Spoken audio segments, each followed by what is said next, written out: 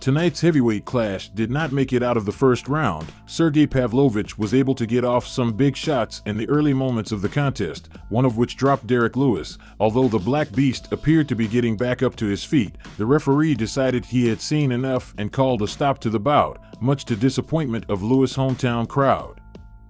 I'm sad the Beast could have definitely gotten right up and landed a fight-changing bomb. Early stoppage, Big Dan Meyer Glossbaba.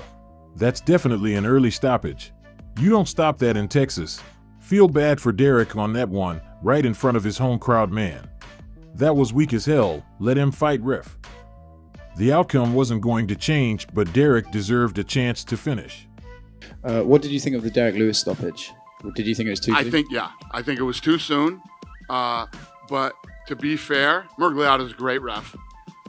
The way that he fell, probably 9 out of 10 of the people in this room would have jumped on him and stopped the fight, so, including me.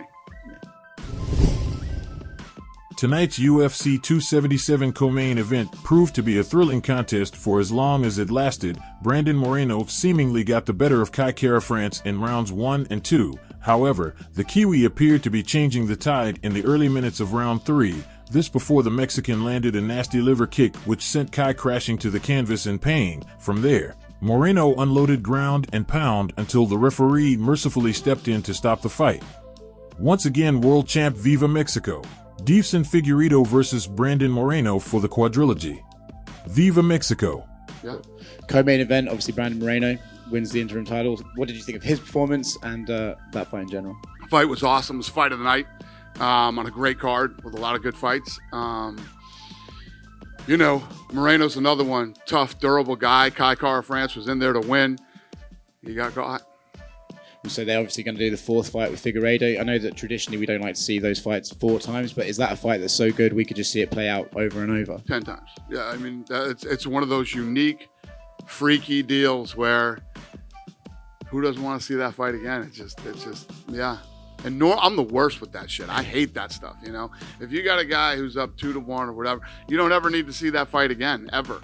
But this is just one of those weird ones. Last one from me. You have a saying that you put on fights every weekend. I don't know if you saw the news, but apparently not everyone can do that. The Jake Paul fight ended up being cancelled a week out from the bout. I wondered if you had any thoughts on it, and I know how much you love being asked about it. Nobody can do that. Nobody can do it.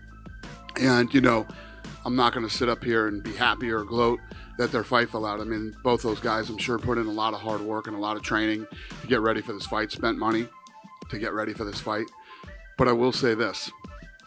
Just because you are an accountant here doesn't mean you know what the fuck goes on here. And doesn't mean that you can run a fight promotion company. I think that Jake Paul probably needs to get some different people around him. If he's going to stay in the sport, he needs to be with guys that actually really know how to put on fights. What did you make of the whole his opponent was too big and I think they sold under $1 million in tickets and it cost $500,000 to turn the fucking lights on at MSG. That's what I think. Oh, not to mention the fact that hotel rooms in New York and transportation and everything else is very expensive. Yeah.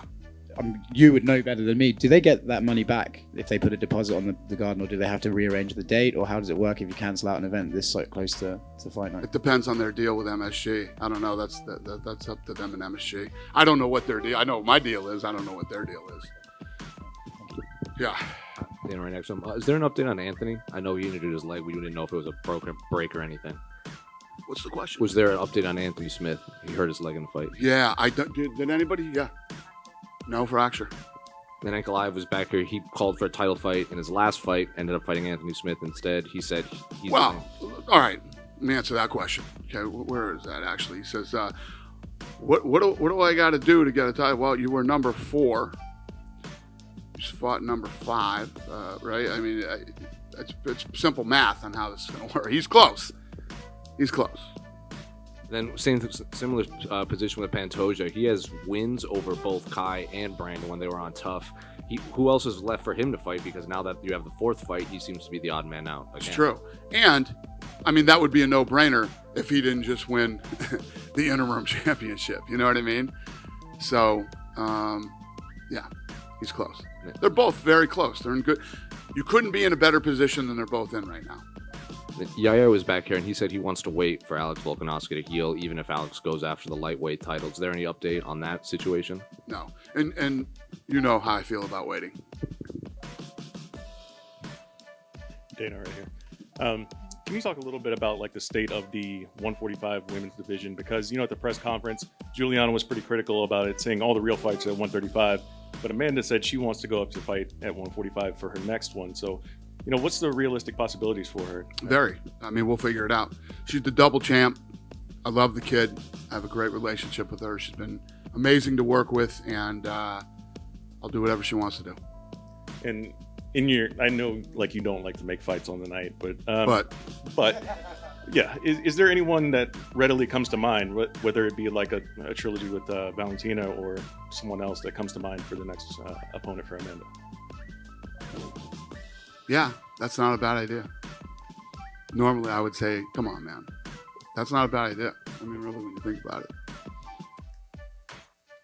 Okay. I'm not saying yes. I'm just saying it's not a bad idea. Gotcha. And I want to ask about the decision to bring Figueiredo inside the ring or inside the octagon. We never really it's, you know what? It was kind of an in the moment thing. And then when he got up there, I was like, well, that was fucking rude. We shouldn't. This kid is having his moment, and he's got Figueiredo standing in his face. But it happened. It wasn't horrible, and we meant no disrespect to Moreno, but came off pretty disrespectful. Gotcha. And I caught you saying something to Kai before the announcement was read, or the decision was announced. What do you say if you want to share? It's just a great fight. Great fight. He said, I'll be back. Question for you. I know that we have Amanda Nunes. She's the greatest female of all time, but where do you consider amongst all fighters in that conversation for the GOAT? All fighters? All fighters, male and female. Well, I mean, I'm glad you asked me that question, actually. I still consider John Jones. It's time to start talking about Kamaru Usman. He's one fight away from tying Anderson Silva. He already beat John Jones and GSP, and now he's in his next fight. If he beats Leon Edwards, he ties Anderson Silva. So, yeah, he's in the discussion. Right now, Valentina Shevchenko, she's number one pound for pound female in the rankings. Does that change Tuesday and Amanda takes her spot back? It's up to you guys. You guys decide those rankings, not me. But, Nunes and Shevchenko they're both two of the best ever. Lastly, on the note of Pantoja, if we have that quadrilogy fight with Moreno and Figgy, would you make him the backup fighter for that? It's a great idea.